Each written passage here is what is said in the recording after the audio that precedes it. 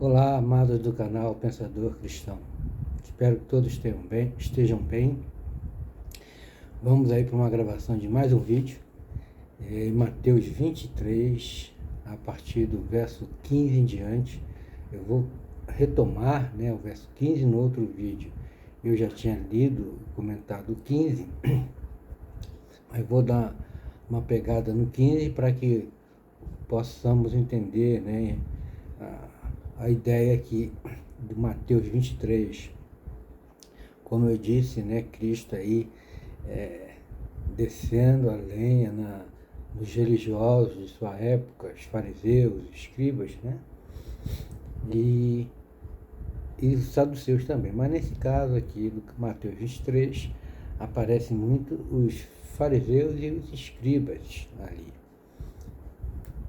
O versículo 15 de Mateus 23, ele vai dizer: ai de vós, escribas e fariseus, hipócritas, porque percorreis o mar e a terra para fazer um prosélito, e depois de ter desfeito, os tornais 2 vezes mais filho do inferno do que vós. Nesse caso aqui, como eu havia comentado, Cristo então, ele condena essa questão da prática desses religiosos em transformar um prosélito, que significa um estrangeiro, uma pessoa que não era judeu, e se tornava. Em alguns casos, ele poderia ter a sua nacionalidade, sendo um israelita, um judeu, mas ele não tinha as práticas desses religiosos. Aí uma vez que esses religiosos doutrinavam, então ele se tornava um prosélito. E tinha um gentil, que não era realmente nada, era um gentil, não era um judeu, mas passava a fazer essas práticas que os escribas e fariseus ensinavam. Então, Cristo são esses dois tipos de prosélitos, e que nesse momento Cristo condena, porque esses religiosos faziam tipo uma lavagem cerebral nessas pessoas, o qual que elas ficavam, ele diz aqui, deixa eu ver, 2 vezes, tornaram 2 vezes, isso mesmo, 2 vezes mais filho do inferno do que vós. E isso é preocupante porque, bem da verdade, esse tipo de prática, ela continua nos dias de hoje, e muitas das vezes nós não percebemos que é dentro do sistema religioso de hoje.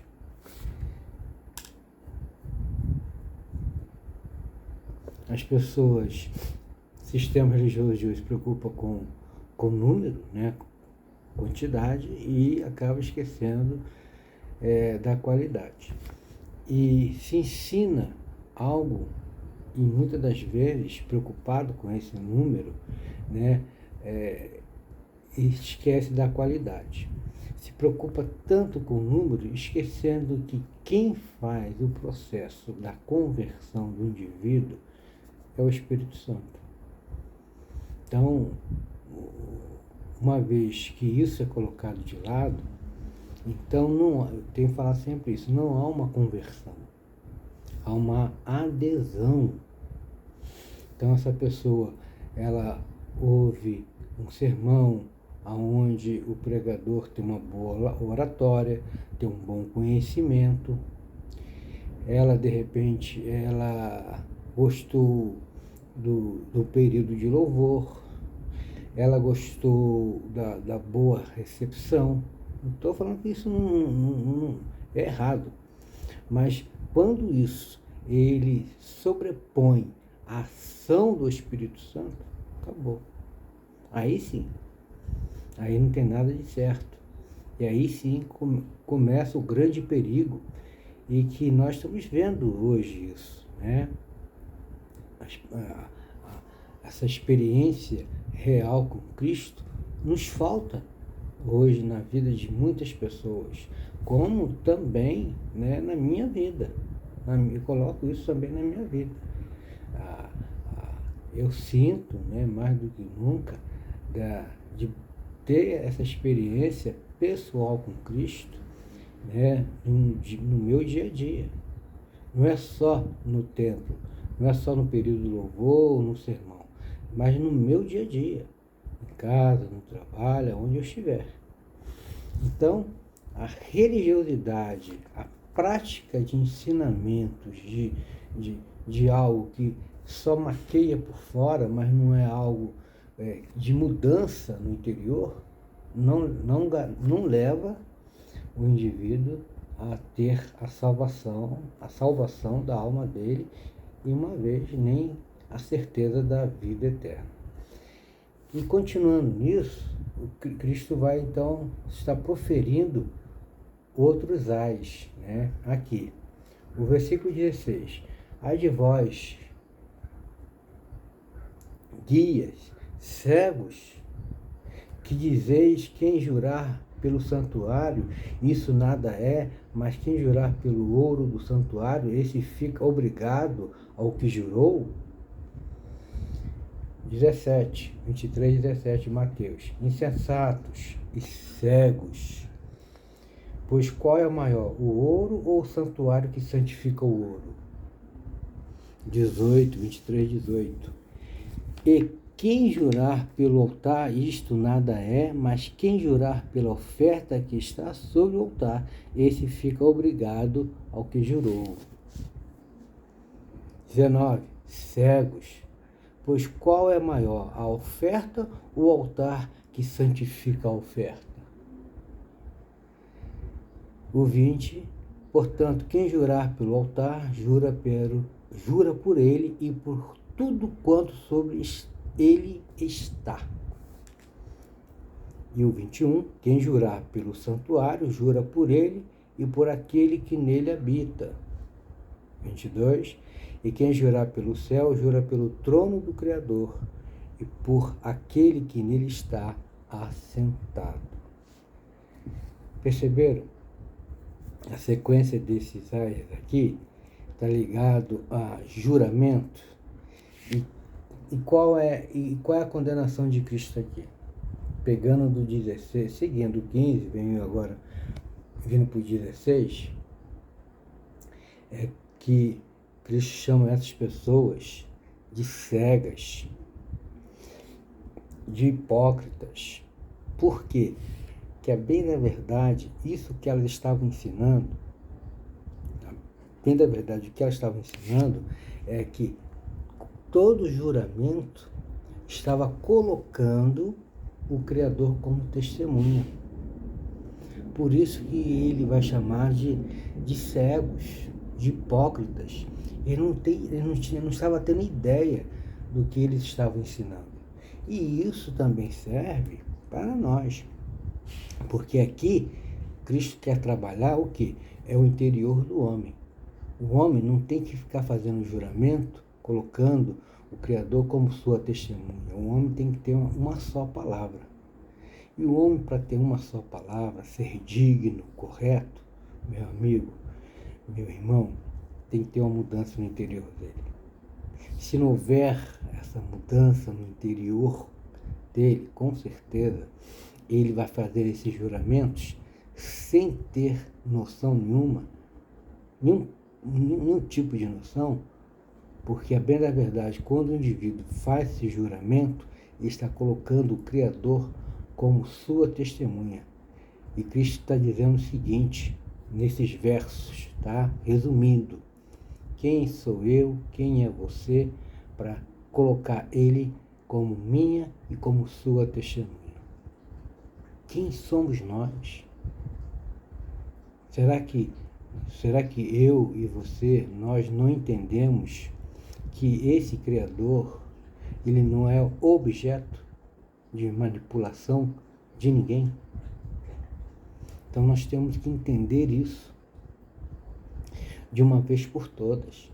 E é justamente por isso que eu gosto de Mateus 23, porque ele trabalha esse lado, né, que não foi transformado pelo Espírito Santo, e muitas das vezes achamos que foi, mas não foi. E aí o Cristo começa então a mostrar, né, que essas ações, elas não nos levam para o reino dele. Muito contrário, como diz lá no verso 15. A pessoa fica 2 vezes pior do que o seu estado original. Que nós somos sabedores, né? Que devido à queda, a criatura foi separada do Criador. E nós vivemos, uma vez que não temos as nossas vidas transformadas pelo Espírito Santo, vivemos debaixo da ação de Satanás nas nossas vidas. Fato. Isto é fato. Então nós temos que pensar muito sobre isso. Ler mais Mateus 23.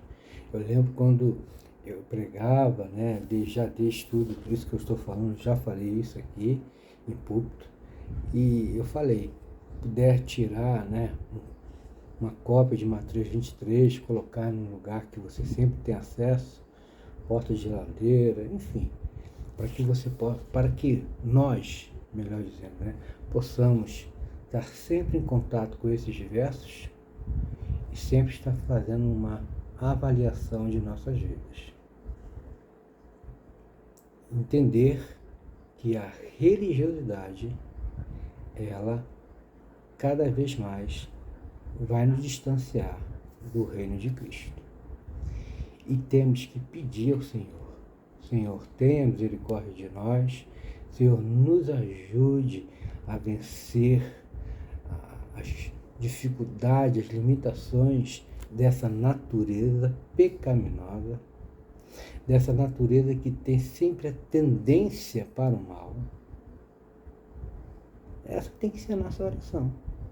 Reconhecer, né? A bem na verdade é isso, é reconhecer que nós, por si só, não conseguiremos, não iremos chegar a lugar nenhum sem que o Espírito Santo esteja morando em nós.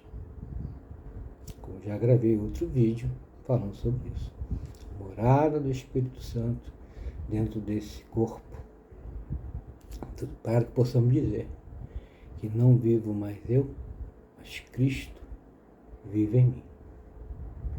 Eu vou parar por aqui, que você, como eu, medite, pense mais sobre esses versos, que você, como eu também, né, possamos tirar, ou nós não, né, o Espírito Santo tirar, né, tudo aquilo que não é do agrado de Cristo, para que possamos, de uma forma genuína, verdadeira, servir Ele em espírito e em verdade. Até a próxima. Shalom Adonai.